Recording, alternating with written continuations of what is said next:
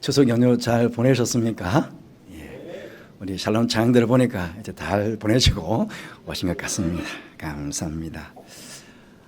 지난 1월부터 우리 성경 읽기표대로 계속해온 구약의 설교 말씀을 오늘로서 마치게 됩니다.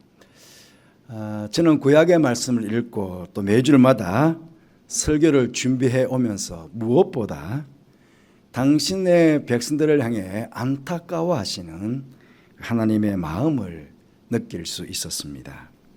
만복의 권원 되시는 하나님께서 어떻게든 당신의 백성들에게 복을 베풀어 주고 싶으신데 백성들은 하나님의 이 마음도 모른 채 하나님의 말씀에 불순종하고 또 우상 숭배에 빠져서 하나님을 멀리하는 모습을 바라보시며 애타하시는 그런 하나님의 마음을 느껴보았습니다. 또 때로는 하나님께 돌아오기를 바라는 마음에서 채찍을 드시지만 그마저도 마음 아파하시는 하나님의 자비로운 마음, 긍휼의 마음을 느낄 수 있었습니다. 여러분은 어떠하셨습니까? 구약의 말씀을 읽어오시면서 또 제가 전하는 설교를 들어오시면서 하나님의 어떤 모습이 가장 많이 떠오르셨습니까? 오늘 말씀도 마찬가지입니다.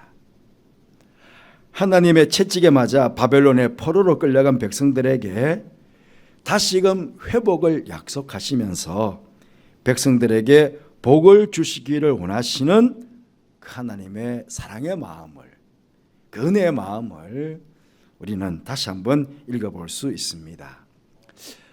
우리나라와 기후 조건이 전혀 다른 이스라엘은 지중해성 기후로 건기와 우기가 분명하게 구분이 되어 있습니다.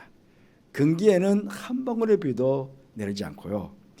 우기에는 비가 내리는데 두 차례 내리는 비가 아주 중요합니다. 10월부터 11월에 내리는 비를 이른비, 우기가 시작되면서 내리는 이른비를 이른비라고 부르고 3, 4월에 내리는 비를 늦은비라고 합니다.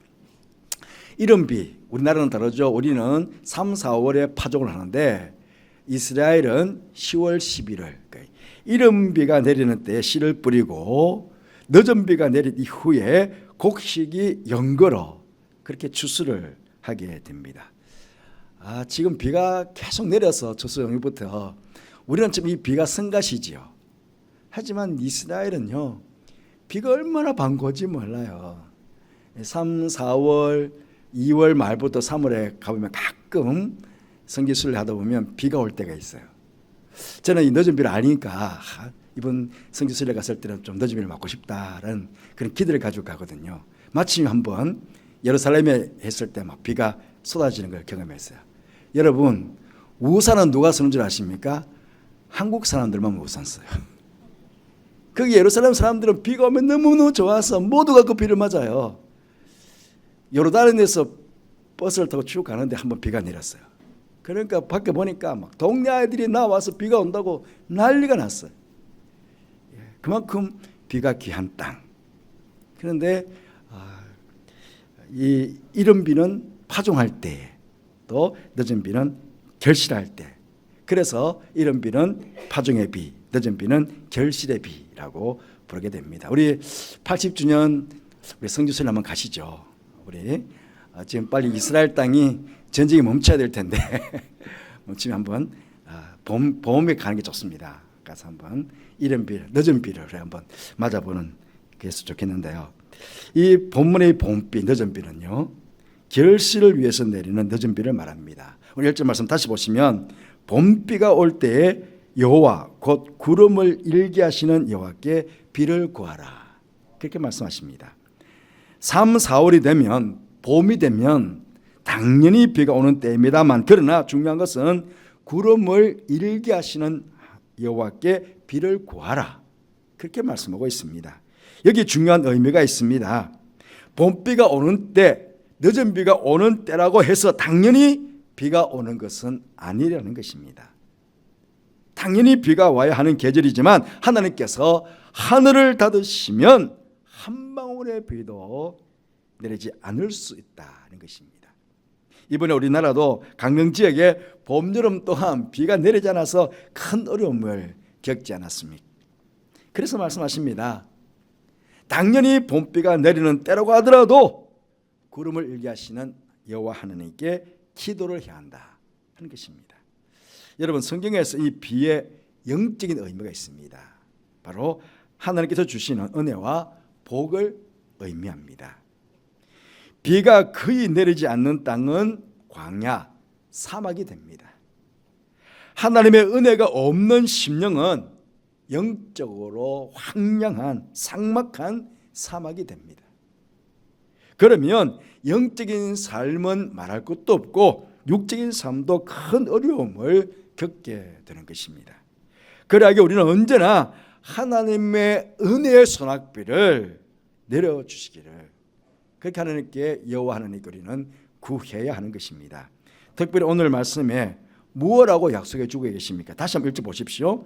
봄비가 올 때에 여호와 곧 구름을 일게 하시는 여호와께 비를 구하라. 무리에게 소낙비를 내려서 밭의 채소를 각 사람에게 주시리라. 그렇게 말씀하십니다. 하나님께서 우리 각 사람에게요, 은혜를 적당하게 주시는 것이 아니라 은혜의 소낙비를 주시겠다고 하십니다. 소낙비 한번 맞아 보셨습니까? 물론 뭐 조금씩 내리는 비를 맞으면 별로지 않습니다. 그 소낙비를 맞으면요 그냥 흠뻑 젖습니다. 흠뻑. 그러하기에 우리는 우리에게 은혜의 소낙비를 주시기를 원하시는 그 하나님께 우리의 심령에, 우리의 삶의 자리에 막 은혜의 소낙비를 풍족하게 그렇게 내려주시기를 우리는 그렇게 기도해야 하겠습니다.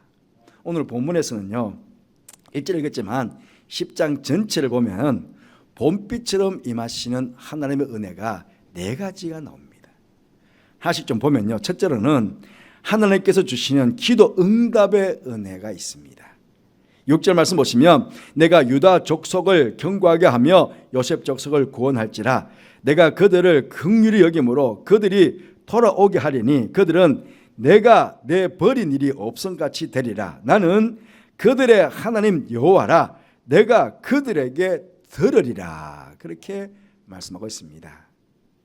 세상에는요 아무리 불러도 대답 없는 죽은 신이 있고요, 작은 신임에도 기꺼이 응답해 주시는 살아계신 신이 있습니다.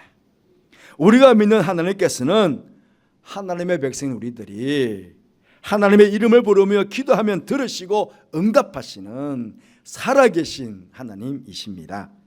특히 하나님께서 당신을 소개하시기를 나는 그들의 하나님 여호와라. 그렇게 당신의 이름을 소개해 주고 있습니다. 하나님의 많은 이름 중에 이 여호와라는 이름은요, 하나님께서 당신의 백성들과 더불어 언약을 맺으시잖아요. 언약을 맺으시고 그 언약을 반드시 지키시는 신실하신 하나님, 그 하나님의 모습을 우리에게 강조할 때에 사용하시는 이름이 여호와라는 이름입니다. 그러나 우리가 어떤 상황 가운데서도 여호와 하나님의 이름, 그러니까 여호와 하나님의 이름을 부르며 기도하면 하나님께서 응답해 주시겠다는 겁니다. 여호와 라파, 여호와 라파의 하나님, 그럼 치유해 주신다는 겁니다. 여호와 이레의 하나님, 그러면 우리의 삶을 예배해 주신다는 겁니다. 여호와 샬롬의 하나님, 우리에게 평강을 주신다는 것입니다. 그 약속한 그 하나님의 이름에 약속한 건 대로 그대로 이루어 주시겠다는 것입니다. 우리가 여호와 하나님의 이름을 부르며 봄비를 구하게 되면 하나님께서 각 사람에게 주시겠다고 약속하신 것처럼 은혜의 소낙비를 기도하는 각 사람에게 내려주시는 것입니다. 그러하기에 나의 기도를 들으시는 여호와 하나님을 믿고 그 하나님의 이름을 부르며 기도하는 성도들이 되시기를 바랍니다. 여러분, 우리는 한순간도 하나님의 은혜가 없이는 살아갈 수 없는 사람들 아닙니까? 그러기에 때마다 일마다 내려주시는 하나님의 은혜의 소낙비를 우리 풍족히 받기를 그렇게 소원하며 기대하며 늘 기도하는 성도들이 되시기를 간절히 바라겠습니다. 두 번째로 하나님께서 주시는 즐거움의 은혜가 있습니다. 오늘 7절 말씀 보시면 에브라임이 용사 같아서 포도주를 마심같이 마음이 즐거울 것이요 그들의 자손은 보고 기뻐하며 여호와로 말미암아 마음에 즐거워하리라. 그렇게 말씀하고 있습니다. 여러분, 세상에는 즐거움을 누리는 두 종류의 사람이 있습니다. 하나는 세상 때문에 즐거워하는 사람이고 또 하나는 여호와로 말미암아 즐거워하는 사람입니다. 세상 때문에 즐거워하는 사람은 세상 일이 즐겁습니다. 놀러 다니는 즐거움, 돈 버는 즐거움, 사람 만나는 즐거움 등등의 즐거움이 있습니다. 여러분, 물론 이 즐거움이 있어야 됩니다. 마땅히 이 즐거움도 있어야 합니다. 하지만 이런 즐거움을 얻기 위해서 바쁘게 분주하게 살아가면서 교회도 나오지 않고 기도도 하지 않고 하나님을 멀리 한다면 이 세상적인 즐거움은 결코 하나님께서 주시는 복은 아닙니다. 그렇죠? 예. 이런 세상적인 즐거움을 얻기 위해서 아주 바쁘게 분주하게 살면서 교회 와서 예배도 드리지도 않고 기도도 하지 않고 그렇게 하나님을 멀리 한다면 이건 결코 하나님께서 주시는 복이 아닌 것이죠. 그러나 여호와로 말미암아 즐거워하는 사람은 하나님의 이름만 들어도 여호와 하나님의 이름만 생각해도 즐겁습니다. 특히 오늘 에브라임이 용사 같아서 포도주를 마신 같이 마음이 즐거울 것이라 그랬습니다. 용사는 무엇입니까? 용사에게는 싸워서 승리하는 즐거움이 있습니다. 하나님께서 은혜로 우리를 도와주시면요, 우리는 악한 마귀 사탄과 싸워서, 세상과 싸워서, 죄의 유혹과 싸워서, 우리 연약함과 싸워서 이기는 승리의 기쁨, 승리의 즐거움을 얻을 수 있습니다. 이 즐거움은요, 세상이 줄 수 있는 즐거움이 아니에요. 나아가 우리가 세상에서 우리의 힘으로 어찌할 수 없는 수많은 문제를 만나게 되는데 그 문제를 하나님의 은혜로 해결받게 되었을 때 얻게 되는 즐거움과 기쁨이 있습니다. 어떡하냐? 내 힘으로는 도저히 안 되는데 여호와 하나님 불쌍히 여겨달라고 우리 기도할 때 그 문제를 해결해 주실 때 그 응답의 기쁨, 그 즐거움은 누가 주는 것입니까? 세상이 줄 수 있겠습니까? 세상의 수많은 사건 사고 가운데서도 생명사교로 품어주시고 지켜주시고 구원해주시고 보호해주시는 그 전능하신 하나님의 은혜를 경험하게 될 때에 얻게 되는 즐거움도 있습니다. 하나님께서 나를 보호해주셨구나. 이번 한 주간 하나님께서 우리 가정을 지켜주셨구나. 이 즐거움. 또한 세상 일이 아니라 주님의 일을 함으로 얻게 되는 즐거움이 있습니다. 여러분, 주님의 일을 함으로 돈을 버는 것도 아닙니다. 오히려 내 주머니에 있는 돈이 나와야 됩니다. 주님을 하면서 그렇잖아요. 뭐 세상의 지위가 올라가는 것도 아닙니다. 그렇잖아요. 그럼에도 불구하고 하나님께 예배를 드림으로 기도함으로 헌신하고 봉사하고 섬김으로 얻게 되는 즐거움이 있습니다. 이 즐거움은요, 절대로 세상이 줄 수 없는 즐거움이에요. 이 즐거움은 금방 끝나는 즐거움도 아니에요. 얼마나 오랫동안 우리 마음을 즐겁게 하는지요. 여러분, 이렇듯 여호와 하나님의 이름으로 본비를 구하면 하나님께서 우리들에게 이 승리의 즐거움, 또 문제 해결의 즐거움, 보호해 주심의 즐거움, 하나님의 일을 함으로 얻게 되는 즐거움, 이런 즐거움을 누리게 하시는 것입니다. 이런 즐거움이 여러분에게 충만해지시기를 주님 이름으로 축복합니다. 세 번째로 하나님께서 주시는 번성의 은혜입니다. 8절 보시면 내가 그들을 향하여 휘바람을 불어 그들을 모을 것은 내가 그들을 구속하였습니다. 그들이 전에 번성하던 것 같이 번성하리라. 그렇게 말씀하고 있습니다. 여러분, 휘파람을 불어 모은다. 목자가 양들을 모으는 게 연상되지 않습니까? 선한 목자신 하나님께서는 우리를 푸른 초장 쉴 만한 물가로 인도하시기 위해 우리를 불러 모아 주십니다. 우리의 영육의 삶을 번성하게 하시기 위해서 휘파람을 불어서 주님의 품으로, 주님의 목장으로 우리를 불러 모아 주시는 분이 하나님이십니다. 선한 목자이신 예수님께서도 요한복음 10장 10절 말씀에 내가 온 것은 양으로 생명을 얻게 하고 더 풍성히 얻게 하려는 것이다 라고 말씀하지 않았습니까? 여러분, 우리의 영혼이 잘되고 범사가 잘되고 영육간에 강건한 복을 주셔서 우리로 번성하게 하시는 분이 바로 우리가 믿는 하나님이십니다. 여호와 하나님의 이름으로 본비를 구하면 하나님께서는 우리들의 삶을 번성케 하시는 은혜의 선악배를 각 사람에게 흡족하게 풍족하게 내려주시는 것입니다. 이런 번성의 봉이 여러분의 삶의 자리에 충만해지시기를 주님의 이름으로 축복합니다. 네 번째로 하나님께 주시는 경고함의 은혜와 여호와의 이름으로 행하는 은혜입니다. 12절 말씀 보시면 내가 그들로 나 여호와를 의지하여 경고하게 하리니 그들이 내 이름으로 행하리라. 나 여호와의 말이니라. 여러분, 무엇이든지요 약하면 넘어지고 쓰러지고 무너지게 됩니다. 땅이 흔들려 버리면 약한 건축물들은 다 무너지게 됩니다. 지진이 조금만 나도 약한 건물들은 다 무너지지 않습니까? 믿음이 약하면 우리의 영혼은 무너집니다. 영혼이 무너지면 그 순간 우리의 모든 삶이 무너지게 됩니다. 하지만 은혜의 손아귀를 맞아 하나님 안에서 성령의 능력으로 견고해지면 어떠한 상황에 닥쳐와도 우리는 넘어지지 않습니다. 쓰러지지 않습니다. 무너지지 않습니다. 성령의 능력으로 견고해지기 때문에 그렇습니다. 하나님께서 여호와의 이름을 부르며 본비를 구하는 성도에게 은혜의 손아귀, 성령의 손아귀를 내려주심으로 어떤 상황에서도 넘어지지 않는 하나님 안에서 믿음이 견고한 성령의 사람이 되게 해 주시는 것입니다.